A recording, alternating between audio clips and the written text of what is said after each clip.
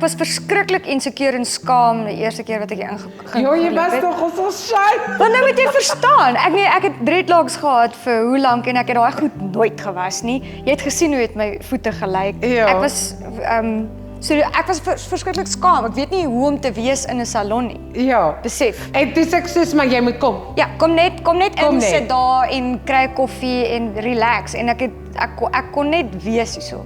Ja. Which was very refreshing. Nou is ek al gemaklik hier. Ja, jy sê soos die furniture. Nee, amper is dis die furniture. Amper is furniture. Maar dit is, weet jy wat, dit is eintlik so belangrik dat jy dit sê, want vir my het dit nog nooit gegaan oor, is dit die rykste persoon of die armste persoon wat jy instap nie. In my oë is almal 'n gelyke. Maak nie saak met watse kar jy voor my salon stop nie. Ek wil hê jy moet soos die vrou voel wat 'n Land Cruiser ry as jy nie 'n Land Cruiser ry nie. En jy wat 'n Land Cruiser is, moet voel hoe dit voel om ook net nie te voel jy moet keeping up with the Joneses nie.